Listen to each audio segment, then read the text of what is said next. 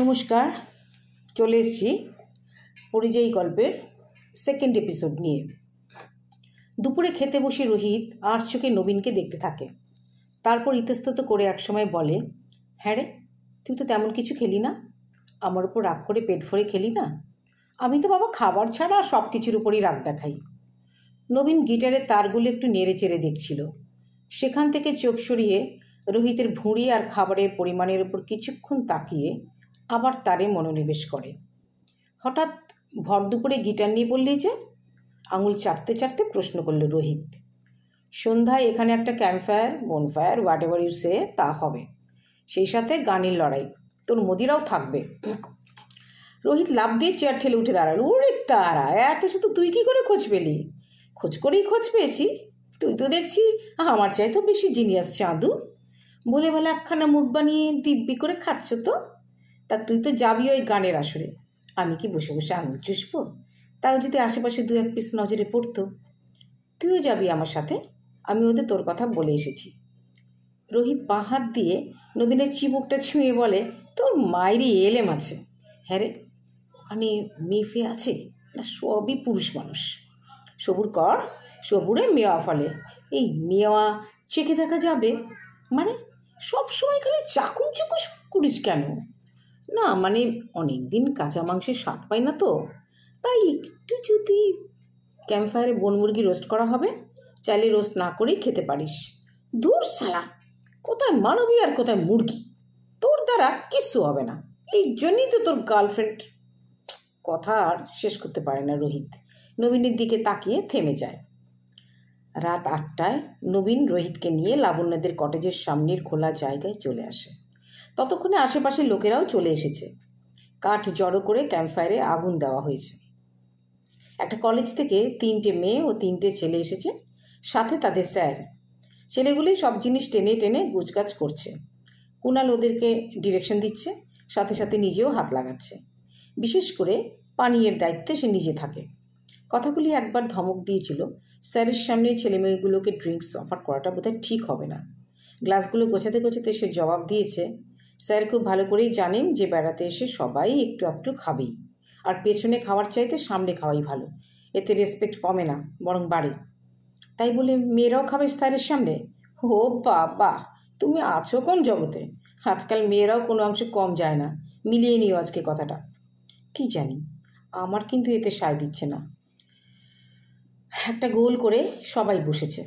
সবাই বলতে লাবণ্য, কথাকুলি, কুণাল, নবীন, রোহিত। বাকিদের সাথে আলাপ করিয়ে দিল কুণাল।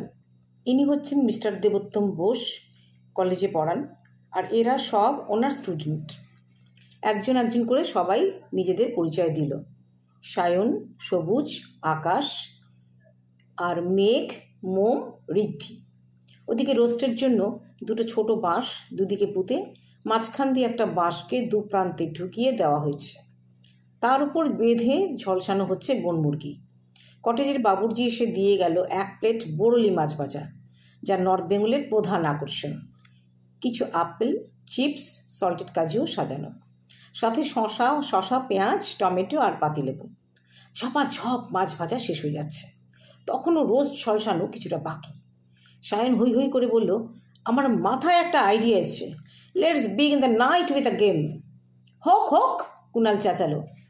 প্রথমে ট্রুথ অর ডেয়ার গেম খেলবো আমরা। যে ট্রুথ বলতে সাহস দেখাবে সে ট্রুথই বলবে, আর না বলতে চাইলে আমরা 3 জুরি মিলে তাকে যা করতে বলবো সে তাই করবে। সবাই রাজি? রাজি রাজি। রাতের আকাশে কতগুলো প্রাপ্তবয়স্ক শিশু চেঁচিয়ে উঠল। রোস্টের দায়িত্ব নিল একজন বাবুর্চি। বাকিরা ছোট্ট করে একটা গোল বানালো। আকাশ বলে ছেলেটা গিটারে ঝংকার তুলল। মেঘ একটা রুমাল দিয়ে বল বানালো। একে একে রুমালের বল এ কোল ও কোল ঘুরতে ঘুরতে রোহিতের কোলে এসে পড়তেই গিটারের ঝংকার থেমে গেল। রোহিত ভ্যাবাচাকা হয়ে পাশের জনকে দিতে যেতেই চারদিক থেকে আওয়াজ এলো, নো চিটিং, নো চিটিং। আচ্ছা বলো বলো, কি করতে হবে? করতে হবে না আগে কিছুই, যা জিজ্ঞেস করছি বলুন। সায়ন মুখ টিপে হাসতে লাগলো। নো প্রবলেম, বলো। স্ত্রীকে বেশি ভালোবাসেন না জীবনের প্রথম প্রেমকে বেশি ভালোবাসতেন? কাকে কি প্রশ্ন করেছ? আমি সব মেয়েদেরই একই রকম ভালোবাসি, সে স্ত্রী হোক বা প্রথমা, দ্বিতীয়া, তৃতীয়া, এসেট্রা এসেট্রা এসেট্রা, শততমাকে। হ্যাঁ, কুণাল কৌতুক করে বলে, 100টা প্রেম করেছেন? গোনা হয়নি তো ব্রাদার, বেশি ছাড়া বোধহয় কম হবে না। সবাই ক্ল্যাপ দিয়ে উঠল। রোহিত বীরের মতো নবীনের দিকে তাকালো। নবীন গম্ভীর মুখে একটা মাছ ভাজায় কামড় বসালো। কথাগুলি জোরে চেঁচালো, স্টার্ট মিউজিক, খেলা আবার শুরু হোক। শুরু হলো মিউজিক। রুমালের বল গড়াতে লাগলো। কুণালের কোলে এসে বল পড়তেই গিটার থেমে গেল হঠাৎ করেই। মেঘ গভীর চোখ দুটো মেলে বলল, ট্রুথ না ডেয়ার? ট্রুথ বলাটা একটু চাপের, তোমরা যা সব প্রশ্ন রাখছো, ডেয়ারই হোক, তবে পাহাড় থেকে ঝাঁপ দিতে বলো না। এই বউটাকে ছেড়ে যাওয়ার এখনই কোনো সদিচ্ছে নেই। আপনার বিলাভেটকে ডেডিকেট করে একটা গান হয়ে যাক তাহলে এই রাতে। সায়ন দুহাঁটু মুড়ে একবার ঋদ্ধিকে দেখে নিয়ে কুণালের দিকে তাকিয়ে বলল, নিন শুরু করুন। ওইটা করো, ওইটা, ওই যে, আরে আরে ওই যে গো, ওই গানটা কি যেন, আহা। কথাগুলি উচ্ছল হয়ে উঠল কিশোরী বয়সের মতো। আপনি বলে দেবেন না প্লিজ, উনি ভাবুন না আপনাকে নিয়ে। কুণাল চোখটা একটু বন্ধ করে গান ধরল, खोया खोया चाँद खुला आसमां, आँखों में सारी रात जाएगी, तुमको भी कैसे नींद आएगी, हो खोया खोया चाँद। নবীন গিটারটা তুলে ঝনঝনিয়ে উঠল। লাবণ্য মুগ্ধ চোখে তাকিয়ে থাকলো নবীনের দিকে। নবীনের চোখেও ধরা পড়ল লাবণ্যর মুগ্ধতার রেশ। সবাই ক্ল্যাপ দিয়ে উঠল। আবার মিউজিক শুরু। এবার প্রফেসর বোসের পালা। ছাত্রছাত্রীদের মধ্যে খোঁচাখুচি শুরু হলো। আজ মোক্ষম সুযোগ, প্রশ্নটা হয়েই যাক। আকাশ সাহস করে বলেই ফেলল, আপনি বিয়ে করেননি কেন স্যার? কেউ কি ডিচ? সংকোচে থেমে যায় আকাশ। না, সেসব কিছুই নয়। কলেজ ইউনিভার্সিটির পর পিএইচডির জন্য ব্যস্ত হয়ে পড়ি, তখন তেমন করে আর ভাববার সময় পাইনি। আর তারপর সব কমপ্লিট হওয়ার পর যখন সময় পেলাম ভাববার, তখন দেখলাম অনেক দেরি হয়ে গেছে। রোহিত ফস করে বলে বসলো, হে, পুরুষ মানুষের বয়স কোনো ফ্যাক্টরি না। পেলেকে দেখেছেন? 80 ছুঁচি বয়সে কেমন থার্ড ইনিংস শুরু করলো। ব্যাটা ফুটবলার না হয়ে ক্রিকেটারও হতে পারত। ওর একটা ফটো আমার বেডরুমে বাঁধিয়ে রাখবো ভাবছি। নবীন বিরক্ত হয়ে রোহিতের দিকে কটমট করে তাকায়। কুণাল তা লক্ষ্য করে বলে, ওনাকে থামাবেন না প্লিজ, উনি আছেন জন্যই আজকের আড্ডাটা জমে যাচ্ছে। একদম ক্ষীর করে দিচ্ছি, বলুন। একদম, আপনি আপনার মতো চালাবেন। আপাতত মিউজিক স্টার্ট প্লিজ। মোম হঠাৎ বলে উঠল, না, তার আগে স্যারকে শেষ প্রশ্নটা করি। আবারও?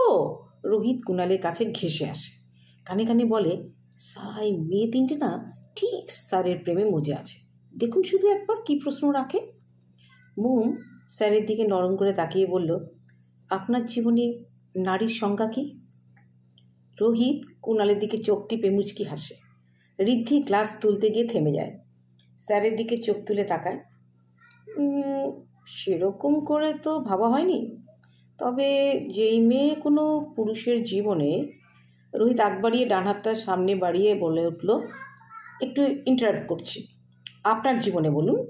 হ্যাঁ, ওই আর কি, যেই মেয়ে কোনো পুরুষের জীবনে বিশ্বাস, ভালোবাসা, বন্ধুত্ব ও শান্তি এনে দিতে পারবে, আর যে খুব স্নিগ্ধ, চলনে বলনে, সেই আমার কাছে প্রকৃত নারী।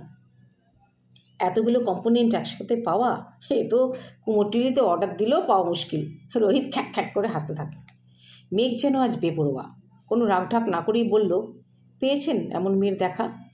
দেবোত্তম বোস ঋদ্ধির জল ভরা চোখের দিকে তাকিয়ে বললেন, বললাম না, অনেকটা সময় পেরিয়ে গেছে, এখন আর ওসব ভেবে লাভ নেই, ভাবিও না। রোহিত দু হাতের তালু সজোরে ঠুকে বলল, আরে কে বলেছে হয় না? হলেই হয়। আপনি একবার তার নাম বলে দেখুন তো। এই বুক ঠুকে বলছি, এই বান্দা আপনার বিয়ে দেওয়ার জন্য একদম হাজির দেখবেন। দরকার পড়লে ঝলসানো আগুনের চারপাশেই আজ 7 পাক হয়ে যাবে। নবীন টেনে রোহিতকে বসায়, গলা খাটো করে দাঁত কড়মুড়িয়ে বলল, তুই চুপ করবি না আমি এখান থেকে চলে যাব? কত বল টেনেছিস? রোহিত গলা খাটো করে বলে, যাসা, মাল আর টানলাম কই, চারদিকে তো মালই মাল, সব একেবারে মালামাল, কিন্তু একটু হাত ধরারও উপায় নেই কারো। উফ! নবীন বীতশ্রদ্ধ হয়ে ওঠে। সায়ন গম্ভীরভাবে আধশোয়া অবস্থায় স্যার আর ঋদ্ধিকে দেখতে থাকে। মোম মেঘের দিকে মুখ বাঁকিয়ে বলে, দেখেছিস, ও ন্যাকামো দেখে বাইরের লোকেরা বুঝে যায় যে ও স্যারের জন্য পাগল। মেঘ এক ছটকায় মোমের দিকে তাকিয়ে স্পষ্টভাবে বলে, তুই পাগল না স্যারের জন্য? আমার চোখের দিকে তাকিয়ে অস্বীকার করতে পারবি? মোম চোখটা ঘুরিয়ে নিয়ে বলে, শুধু আমার দোষ?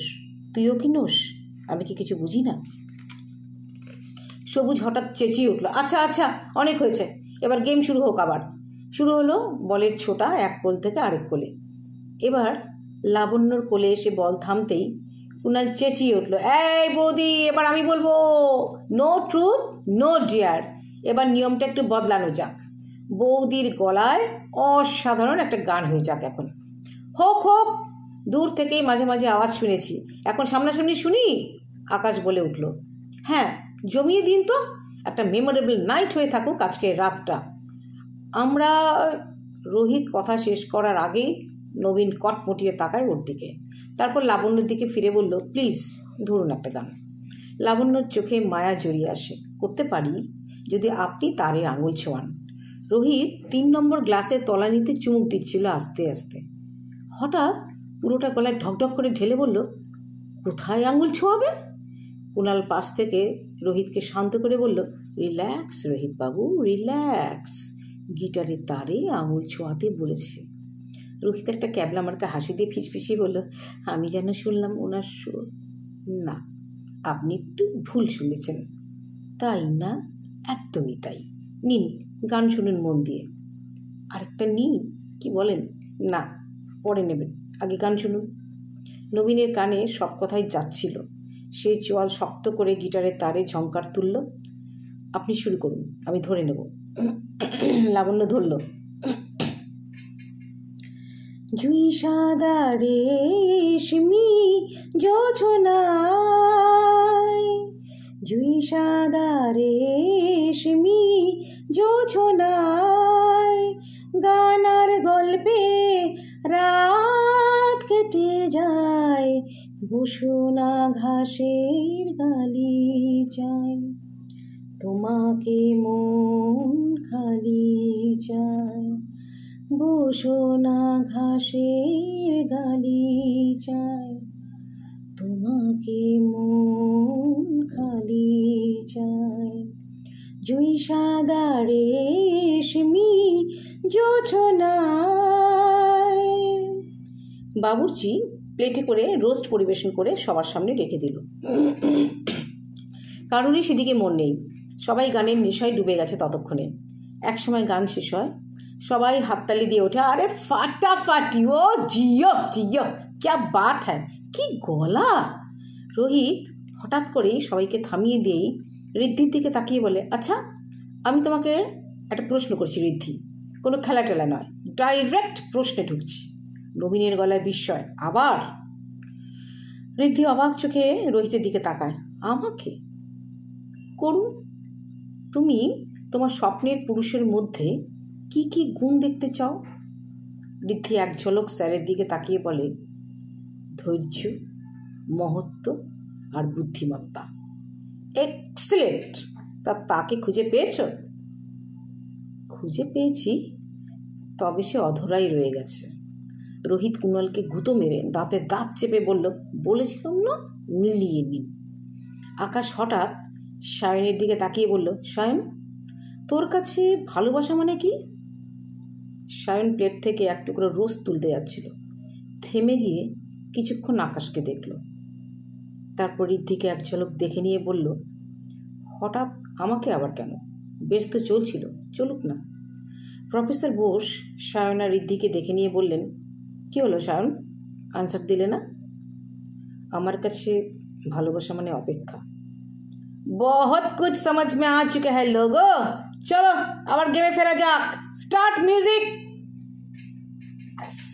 আজ এইটুকু, আবার আসবো কাল। আজকের মতন টাটা, শুভরাত্রি।